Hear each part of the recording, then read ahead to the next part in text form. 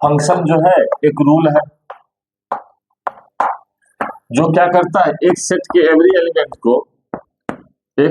Every element for all X belongs to A, ये क्या करता है, एसोसिएट करता है इसको। हाँ गौर करिए, एक एलिमेंट को बी के एलिमेंट के साथ जोड़ता है ना, लेकिन ये जुड़ाव कैसा होता है, ये जुड़ाव का कंडीशन क्या था कि पहला सेट के प्रत्येक एलिमेंट दूसरे सेट के यूनिक एलिमेंट से जुड़ जाए। मतलब इसी चीज को फिर से एक बार 2 मिनट में रिकॉल कर लेते हैं। यदि एक सेट ए है, एक सेट बी है, तो एक सेट के एक एलिमेंट दूसरे के एक ही एलिमेंट से जुड़ेंगे, ठीक है। एक सेट के एक एलिमेंट दूसरे के एक से अधिक एलिमेंट से नहीं जुड़ेंगे, ये कंडीशन नहीं होना चाहिए, ये कंडीशन नहीं होना चाहिए, समझ रहे हैं। पहला सेट के एक एलिमेंट दूसरे सेट के एक ही एलिमेंट से जुड़े, पहला सेट के एक से अधिक एलिमेंट दूसरे सेट के सेम एलिमेंट से जुड़ सकते हैं, मतलब ये कंडीशन हो सकता है।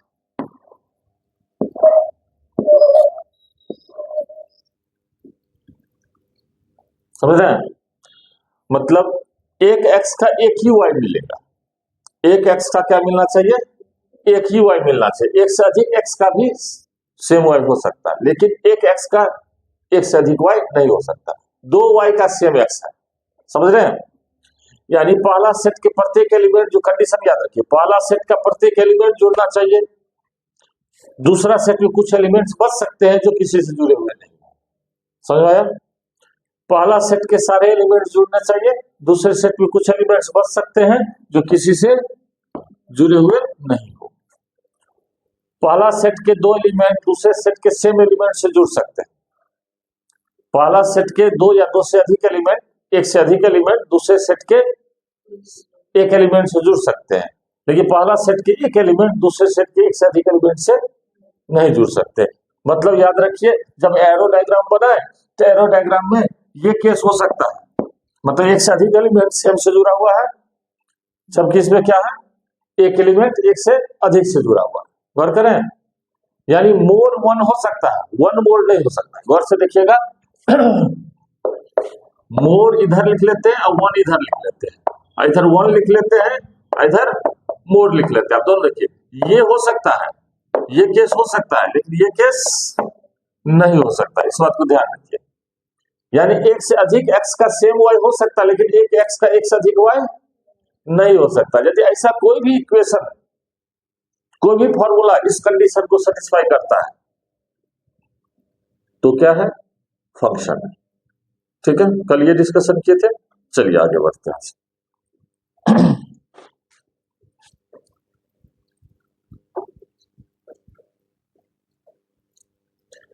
हमने कल देखा था कि दो वेरिएबल्स का, टू वेरिएबल्स में हम लोग अभी घूम रहे हैं, टू डायमेंशन में दो वेरिएबल्स का हमारे पास कोई इक्वेशन है, वो इक्वेशन जो है हमने देखा था, इक्वेशन है तो रिलेशन है, इक्वेशन है तो रिलेशन ऑफ इक्वलिटी है, इक्वेशन है तो रिलेशन है। उस रिलेशन में जो है सो कौन सा इक्वेशन यानी कौन सा रिलेशन, फंक्शन, फंक्शन क्या है, स्पेशल टाइप ऑफ रिलेशन जो कुछ कंडीशन को सेटिस्फाई करे। तो जो कंडीशन को सेटिस्फाई करेगा वो फंक्शन हो जाएगा, जो कंडीशन को सेटिस्फाई नहीं करेगा वो रिलेशन ही रहेगा, फंक्शन नहीं होगा। ठीक है, यानी फंक्शनल रिलेशन और डायरेक्ट रिलेशन कह दीजिए। तो आप बताओ कि हम कुछ अभी एक्सप्रेशन दे रहे हैं, हम सेट को असाइन नहीं कर रहे हैं, अभी सेट मान लीजिए रियल नंबर, ठीक है, हम मान लेते हैं रियल नंबर, या पहले रियल नंबर छोड़ दीजिए, अभी सेट को छोड़ दीजिए, सेट को हटा दीजिए, सिर्फ हम फॉर्मूला लिख रहे हैं। अब फॉर्मूला देख के आपको बताने हैं कि कौन सा फॉर्मूला फंक्शन को रिप्रेजेंट कर सकता है, कौन सा फॉर्मूला फंक्शन को रिप्रेजेंट नहीं कर सकता। तो चलिए सबसे पहले देखते हैं y इक्वल्स एक्स, कुछ लिखते हैं, देखिए y equals x, y equals mod x, mod y equals x, y square equal to x, y equal to x square plus 4, y square equal to x plus 4, mod x equals mod y, x plus y equals 4, x square plus y square equals 4, y equals x cube, y cube equals x, y square equal to parabola का equation लेते हैं 4x, circle का equation ले ही चुके हैं, x square by a square plus y square by b square equals 1, x square by a square minus y square by b square equals 1। इतने equation हमने डाला, ठीक है।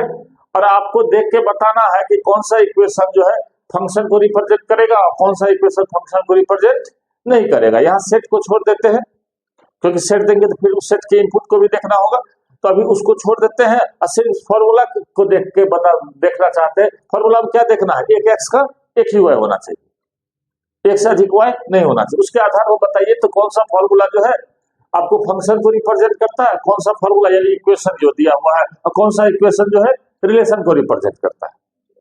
चलिए पहला देखते हैं, y इक्वल टू एक्स। आप सोच के देखो, इसमें एक एक्स का एक से अधिक y आएगा या एक ही y आएगा? एक ही y आएगा। आप चाहे कुछ भी रखो, 4 रखो तो 4 ही आएगा, 6 रखो तो 6, एक ही वैल्यू आएगा। तो ये हो गया हमारा कौन सा फंक्शन हो गया। चलिए दूसरा देखते हैं, y इक्वल्स मॉड एक्स। अब बताओ इसमें जो है एक से अधिक एक्स, एक एक्स का एक से अधिक y होगा। सोच के कैसे होगा बताओ तो। अब गौर करिए, यहाँ x के जगह को इनपुट करते हैं, x के जगह y बराबर यदि हम x बराबर यदि हम 4 ले लें तो ये 2 ले लें तो y बराबर कितना होगा? नहीं बेटा,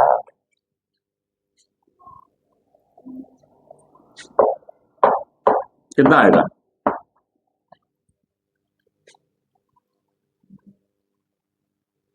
और रिमूव थोड़े करना है, यहाँ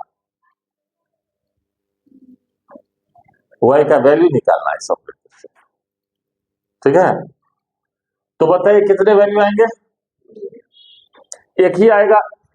एक से अधिक x का भी यहाँ सेम वैल्यू आ रहा है, -2 का भी 2 ही आएगा। गौर करें तो क्या रूल था, एक से अधिक x का सेम y हो सकता है लेकिन एक x का एक से अधिक y नहीं हो सकता। तो ये जो है फंक्शन हो गया। चलिए यहां देखिए, यहां मोड हटाना पड़ेगा क्योंकि y का वैल्यू निकालना है, यहाँ y का नहीं निकाला था, यहाँ y का। अब यहाँ यदि हमने इस जगह पर x के जगह 4 रखा तो मॉड y इक्वल्स 4 हो गया, तो y इक्वल्स प्लस माइनस 4 हो गया। अब बताओ यहाँ जब हमने x 4 रखा तो y का वैल्यू कितना आया? 4 भी आया और -4 भी आया। इसका मतलब है कि x जो है किससे जुड़ा हुआ है? 4 से भी रिलेटेड है और -4 से भी रिलेटेड है, यानी एक x का एक से अधिक y आ गया ना, यानी एक x का एक से अधिक इमेज आ गया। तो ऐसा नहीं हो सकता है, यदि ऐसा होता तो रिलेशन फंक्शन नहीं होगा। इसका मतलब ये फंक्शन नहीं है। अब इसमें देखिए ये भी वही कैसा आ रहा है, यदि x इक्वल्स 4 रखते हो, x इक्वल्स 4 रखते हो तो y इक्वल्स प्लस माइनस 2 आ जाएगा। तो ये भी क्या करेगा? फंक्शन को रिप्रेजेंट नहीं करेगा। अब यहां देखो, ये बिल्कुल करेगा, क्योंकि x का कोई भी वैल्यू रखिए तो y का 2 वैल्यू नहीं आ रहा है। 2x का सेम y आ रहा है वो अलग बात है। तो 2x का सेम y आ सकता है, क्या बताए थे? मोर 1 हो सकता है, 1 मोर नहीं हो सकता है। तो इस बात को ध्यान रखिए। तो ये जो है ये भी एक फंक्शन को रिप्रेजेंट, लेकिन फिर ये नहीं करेगा क्योंकि यहाँ प्लस माइनस y का वैल्यू निकालेंगे तो प्लस माइनस में आ जाएगा, तो 2 वैल्यू आ जाएंगे, तो फिर ये फंक्शन नहीं होगा। ठीक है, चलिए अब इसको देखिए, इसमें ये भी नहीं होगा क्योंकि x का वैल्यू आप कुछ भी रखो, मान लो 4 रखे, ठीक है, x का वैल्यू 4 रखे तो मॉड x का वैल्यू 4 ही हो गया, तो मॉड ऑफ y बराबर 4 हो गया, तो y बराबर प्लस माइनस 4 हो गया। हाँ, तो हम देख रहे हैं कि ये भी नहीं होगा। ठीक है, उसके बाद इसकी बात करिए, इसमें एक x का एक ही आएगा, इसमें x square plus y square equal to 4, ये नहीं होगा। जब ये y का इवन पावर आ गया तो रूट तो लगा ही देगा ना। ये बताओ तो ये भी करेगा। आपके क्यूब रूट जो है एक ही आता है, 2 इमेजिनरी होता है। 8 का क्यूब रूट कितना होगा? और कोई 2 बताइए। स्क्वायर रूट जैसे 4 का स्क्वायर रूट कितना होगा? 4 का स्क्वायर रूट -2, 2n -2, तो 2 स्क्वायर रूट हुआ। क्यूब रूट बताइए 8 का क्यूब रूट 216 होगा। अरे अरे 2 हो जाएगा, जबकि क्यूब रूट 3 होना चाहिए। स्क्वायर रूट 2 वैल्यू देगा, क्यूब रूट 3 वैल्यू होगा, फोर्थ रूट 4 वैल्यू होगा, फिफ्थ रूट 5 वैल्यू होगा, तो बाकी 2 कहाँ गया? एक्चुअली रियल एक ही होता है, ठीक है। क्यूब रूट जब निकालते हैं तो रियल होता है। बस याद करो, पढ़ाए थे 2 आएगा, 2 ओमेगा आएगा, 2 ओमेगा स्क्वायर आएगा, तो 2 इमेजिनरी हो गया था। रियल नंबर सिस्टम में है भी ना, तो रियल नंबर में आप घूम रहे हैं, तो यहाँ क्या हो जाएगा? ये भी हो जाएगा, ठीक है, ये भी हो जाएगा। उसके बाद जो है इसकी बात करिए, नहीं होगा, ये नहीं होगा। क्यों? क्योंकि यदि x का कोई वैल्यू थी, ये कांस्टेंट है, पैराबोला का इक्वेशन हो गया, कांस्टेंट है तो y क्या होगा? रूट डाल देगा, तो ऑब्वियस है कि प्लस माइनस में 2 x के 2 y आ जाएंगे, तो ये भी नहीं होगा, ये भी नहीं होगा और ये भी नहीं होगा। तो इतने इक्वेशन हमने दिया और सारे इक्वेशन को देख के हम देख रहे हैं इसमें से कौन सा जो है सो फंक्शन होगा और कौन सा फंक्शन नहीं होगा। तो किसी इक्वेशन को देख के हम समझ सकते हैं कि वो जो है, यानी फार्मूला को देख के हम समझ सकते हैं इक्वेशन कहिए, फार्मूला कहिए, इसको देख के हम बता सकते हैं कि ये फंक्शन को रिप्रेजेंट करेगा या नहीं करेगा। लेकिन ऐसा भी जरूरी नहीं कि फार्मूला से आपको 100%, आप सेट पर भी डिपेंड करेगा। अभी सेट पर चर्चा नहीं की, सिर्फ हम फार्मूला को समझने की कोशिश कर रहे हैं, इसी वजह से। अब यदि यही क्वेश्चन है, मान लो कि सेट दे दिया है, यहां ले लेते हैं, ये क्वेश्चन ले लेते हैं 2 मिनट के लिए। मान लो कि सेट दिया है आपके पास, क्या नाम है, 1 4 9 16, इस तरह से, यानी स्क्वायर नंबर दे दिया, और इधर दे दिया है 1 2 3 4 5 B। अब बताओ ये A है और ये B है। अब यहाँ A से B में फंक्शन ले लेते हैं, A to B, f is a function y square equal to x। अब बताओ, यदि x का वैल्यू 1 रखोगे तो y स्क्वायर इक्वल टू 1, तो y इक्वल्स कितना हो जाएगा? प्लस प्लस 1 होना चाहिए, लेकिन इस सेट में तो प्लस माइनस तो है नहीं, तो 1 ही है, एक ही से जुड़ा। फिर x इक्वल टू 4 लोगे तो y स्क्वायर इक्वल टू 4 हुआ, तो y equal two plus minus 2, लेकिन माइनस 2 तो है नहीं इस सेट में, हमको इसी सेट से कनेक्ट करना है, तो 2 तो एक ही एलिमेंट से जुड़ते जा रहा है। तो गौर करें तो सेट पर भी डिपेंड करेगा कि किस सेट से किस सेट की बात हो रही है। यदि इस सेट से इस सेट में हम इस फॉर्मूला, जबकि हमने इस फॉर्मूला को क्या कहा था, ये फंक्शन को है ना, ये फंक्शन को रिप्रेजेंट नहीं कर रहा है, लेकिन ये डायरेक्ट हम फॉर्मूला के स्ट्रक्चर को समझने की कोशिश कर रहे हैं, इस वजह से ऐसा किया, नहीं तो रियल नंबर में घूम रहे हैं इसलिए ऐसा कर रहे हैं, ठीक है। अब सिर्फ फॉर्मूला को देख के पता करने की कोशिश करेंगे कि हो सकता है क्या, ये नहीं कि नहीं होगा, ये फंक्शन हो सकता है या ये फंक्शन नहीं हो सकता, इस पर डिस्कशन कर रहे हैं। जैसे कि देखिए यहाँ ले लिए, ये फॉर्मूला को अभी हमने कहा था कि नहीं होगा, लेकिन यहाँ सेट दे दिए, यहाँ हो गया, समझ रहे हैं। तो डिपेंड करता है कि किस सेट से किस सेट में हम डिफाइन कर रहे हैं, ठीक है। लेकिन फॉर्मूला देख के हम बता सकते हैं, इस तरह से नहीं होगा।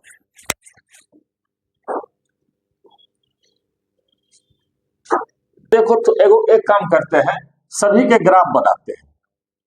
अभी हम रियल नंबर के सिस्टम में प्रत्येक इक्वेशन का ग्राफ बनाना आता है ना, आप लोग 10वीं में पढ़े हैं, फंक्शन में भी पढ़ रहे थे 11th में, फिर भी उसको भूल जाते हैं, अभी तात्कालिक समझते हैं। देखिए अभी सब लिखे हुए आप लोग, बारी बारी से बोलिएगा, सभी का ग्राफ बनाएंगे और देखिएगा कि ग्राफ से कैसे पता चलेगा कि कौन सा फंक्शन है, कौन सा रिलेशन है। हम हटा देते हैं इसको,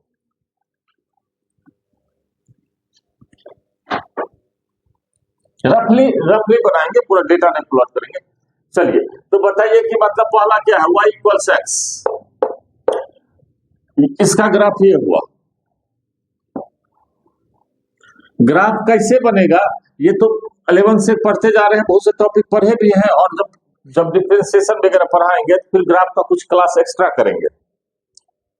स्पेशली जो काम देता है कॉम्पिटिटिव क्वेश्चन सॉल्व करने, बहुत से क्वेश्चन ग्राफिकल मेथड से आप बड़ी आसानी से सॉल्व कर सकते हैं। तो उसके लिए ग्राफ के लिए कुछ कैलकुलस का ज्ञान होना चाहिए, डिफरेंशिएशन का थोड़ा होना चाहिए, थोड़ा जो है applications, maxima, minima, increasing decreasing सब का ज्ञान होना चाहिए। उसके बाद ग्राफ का क्लास बढ़िया से करेंगे। तो चलिए ये हो गया इसका ग्राफ, ये एक्स एक्सिस हो गया आपका, ये वाई एक्सिस हो गया, और ये वाई एक्सिस हो गया ओरिजिन। बताइए ये लाइन हुआ y इक्वल्स एक्स। अब आप बताओ इसको देख के कि इसमें जो है सो कहने का मतलब आपका ग्राफ, ये जो ग्राफ बनाया है हम, इसका जो इक्वेशन दिए थे, क्या ये फंक्शन था? ठीक है, अभी एक ही का किए हैं, अभी एक से अधिक का करते हैं, दूसरे का करते हैं। चलिए दो तीन का एक साथ कर लेते हैं, तब फिर कंपेयर करने में आसान रहेगा। दूसरा क्या था बेटा?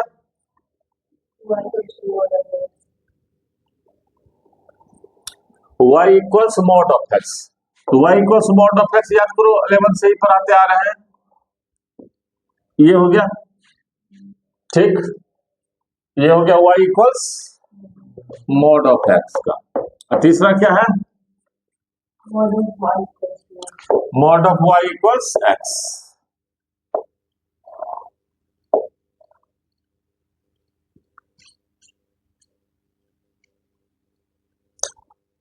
अब ये तीन में पहले डिस्कशन कर ले। चलिए ये तीन पर डिस्कशन करते हैं। देखिए ये फंक्शन है, ये फंक्शन है, ये फंक्शन नहीं है। अब कैसे ग्राफ से कैसे पता चलेगा? ग्राफ से ऐसे पता चलेगा, क्या रूल कंडीशन था? एक x का 2y नहीं होना चाहिए, एक x का 2y नहीं होना चाहिए, यानी एक x मतलब x एक्सिस का कोई पॉइंट, 2y मतलब करस्पॉन्डिंग 2y एक्सिस का पॉइंट नहीं मिलना चाहिए। जैसे इसमें देखिए एक x को, इसको हमने पकड़ा, इस x का करस्पॉन्डिंग y के वैल्यू क्या हो रहा है? ये हो रहा है, और करस्पॉन्डिंग y वैल्यू क्या हो रहा है? ये हो रहा है। तो एक x यदि ये मान लो कि x1 है, तो इसका एक वैल्यू इधर मिला, इस पॉइंट का कोऑर्डिनेट क्या हो गया? x1 xy1, और इस पॉइंट का कोऑर्डिनेट क्या निकला? xy2। गौर करें, तो एक x यानी फंक्शन पर जो ग्राफ होता है, ग्राफ क्या हो गया? एक्स वाई जो लिखते हो पॉइंट का कोऑर्डिनेट, वही तो एफ एक्स होता है। तो जब भी हम ग्राफ बनाएंगे तो क्या करेंगे? एक्स और एफ एक्स का ऑर्डर पेयर बनाएंगे, पॉइंट्स बनाएंगे, और सारे पॉइंट्स को प्लॉट कर देंगे। उस सारे पॉइंट्स का जो सेट होगा, लोकस होगा, वही उसका ग्राफ होगा।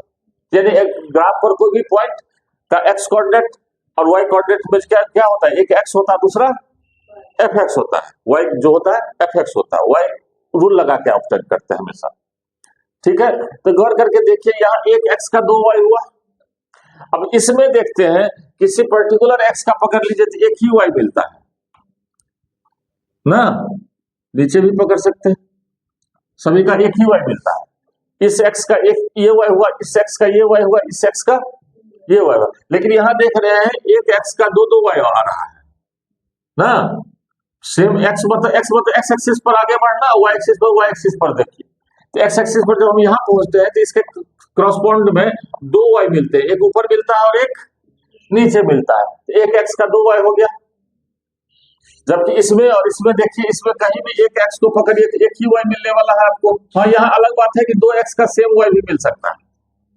तो मोर वन का कॉन्सेप्ट तो है ही हमारे पास ना, वन मोर का कॉन्सेप्ट नहीं होना है। एक x का मोर y नहीं हो, मोर x का सेम y हो सकता है। तो मोर x का सेम y हो रहा है।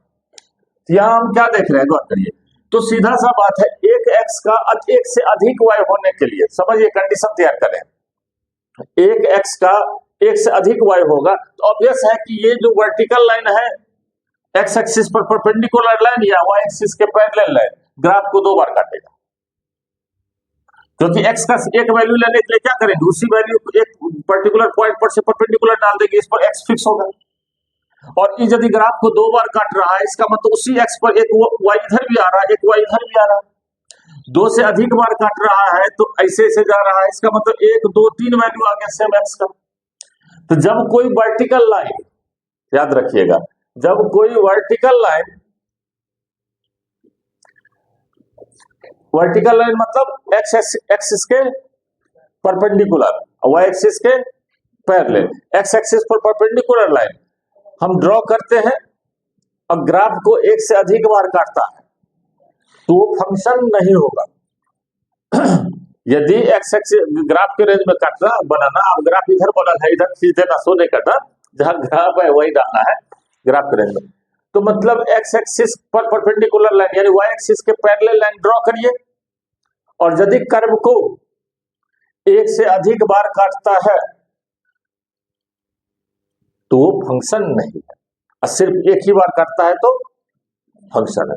चाहे ये नहीं कि आप ये देखिए एक जगह डाल के देख लिए, हो सकता है कि ग्राफ इस तरह से बना हो, ऐसे जा रहा हूं, ऐसे जा रहा हूं और यहाँ इतना ही घुमा हूं,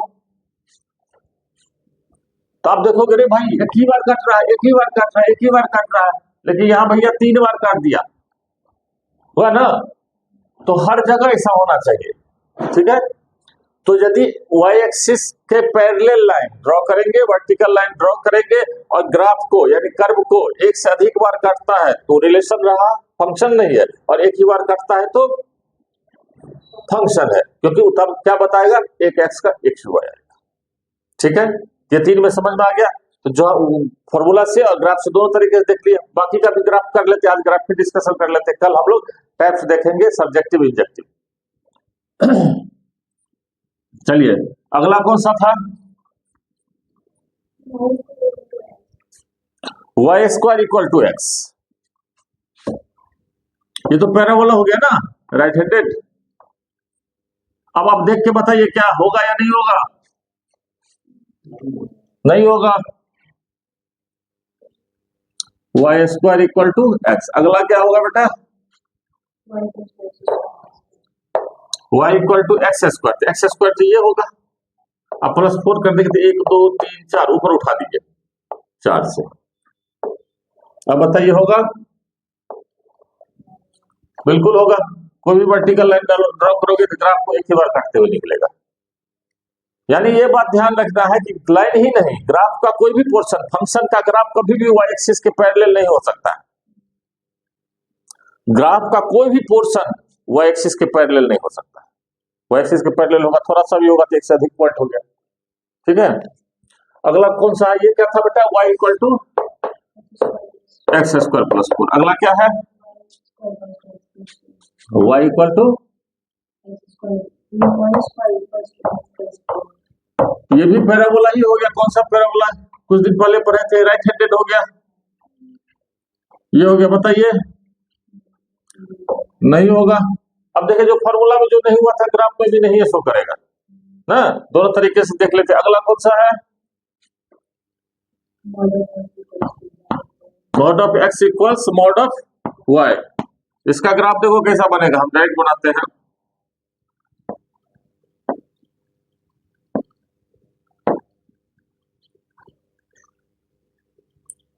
तो सिंपल तरीका समझो, देखो सिंपल तरीका समझो, plus minus x equals plus minus y कर दो ना, तो इसमें जो है सो कहने का मतलब 4 बनेंगे, एक जो है x plus y, x minus y, minus x plus y और माइनस एक्स माइनस वाई, ठीक है। इस तरह करके 4 बनेंगे, तो ये बन गया, ठीक है, ये बन गया था। बताइए बनेगा क्या, आपके फॉर्मूला में इसको यस किए थे कि नो, नो किए, यस किए थे, क्या था बेटा,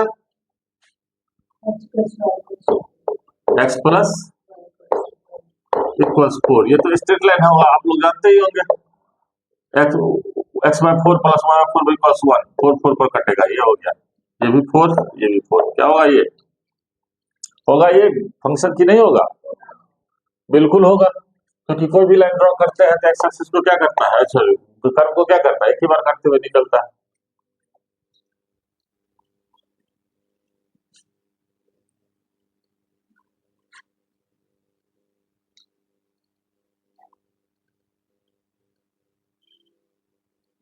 चलिए अगला,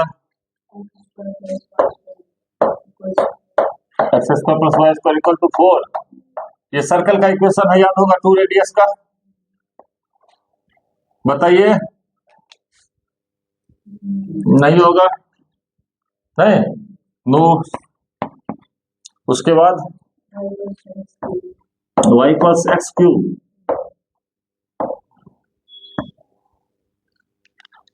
ये है ग्राफ, देखिए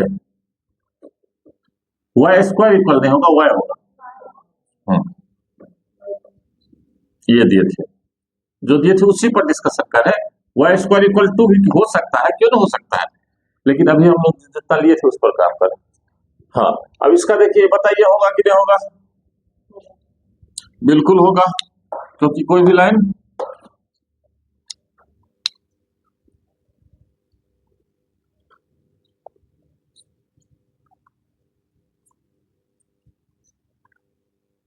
अगला क्या है बेटा, वाई क्यूब इक्वल्स एक्स, यानी y equals cube root of x, ये ना। इसका देखिए कैसा ग्राफ होगा।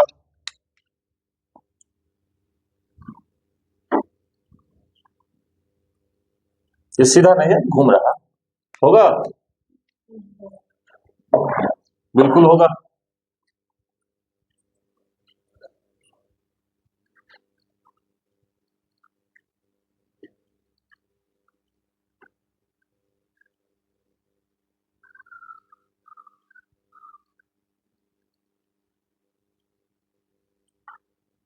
और कौन सा था? Y square equals 4ax। अभी जस्ट कुछ दिन पहले 11th में पढ़े थे, को क्या है ये? Parabola, right handed. बताइए होगा? नहीं होगा। Y square equal to 4ax, ये है, नहीं होगा। चलिए उसके बाद किसका इक्वेशन है? X square by a square, x square by a square plus y square by b square equals 1। किसका इक्वेशन है, याद है आप लोगों को? इलिप्स। इतना जल्दी भूल जाओगे? पढ़ना कम में पढ़ो बेटा, लेकिन भूलो मत, पढ़ते चले जाओ। वो बंदर वाला कहानी बताए थे, वो बंदर गया वो सिंघारा फल तोड़ने के लिए पानी में, डुबकी मार के तोड़ता था, ऐसे उठा के इसको सर पर रख लेता था, अब फिर डुबकी मारता था, फिर दूसरा तोड़ता था, फिर सर पर, सुबह से शाम तक तोड़ता था, उसके पास बचता था कितना, लास्ट में जो एक बच गया या वो डूब जाता है, जो भी हुआ। तो मतलब वही बात आजकल का विद्यार्थी का, पढ़ता तो खूब है, टीचर से भी पढ़ता है, यूट्यूब से भी पढ़ता है, तरह तरह के चैट जीपीटी एआई से भी पढ़ता है, लेकिन वही पढ़ना मतलब कलेक्ट करना, कलेक्ट तो कर रहा है, लेकिन क्या कर रहा है, फिर जाके डुबकी लगा के सब चीज जो है खत्म कर देता है। वो मत करो, थोड़ा एक झोला बना लो जिसमें रख सको,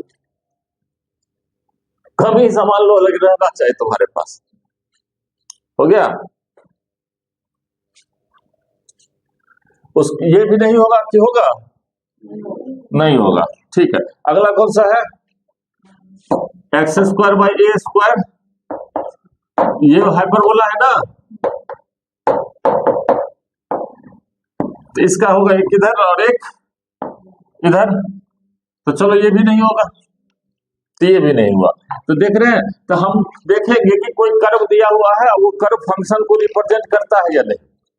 तो कोई कर्व फंक्शन को रिप्रेजेंट करता है या नहीं, इसको देखने के लिए हम क्या करेंगे, सबसे पहले एक हम वर्टिकल लाइन ड्रॉ करेंगे, और वर्टिकल लाइन यदि क्या करता है, कर्व को एक से अधिक बार काटता है, समझ रहे हैं? वर्टिकल लाइन यदि कर्व को एक से अधिक बार काटता है, वर्टिकल लाइन मतलब एक्स एक्सिस पर परपेंडिकुलर या वाई के पैरेलल, वो लाइन यदि कर्व को एक से अधिक बार काटता है तो फंक्शन नहीं है, और जब सिर्फ एक ही बार काटता है तो फंक्शन है। इस तरह से हम टेस्ट कर सकते हैं, चेक कर सकते हैं कि कौन सा कर्व फंक्शन को रिप्रेजेंट कर रहा है, कौन सा कर्व रिलेशन को।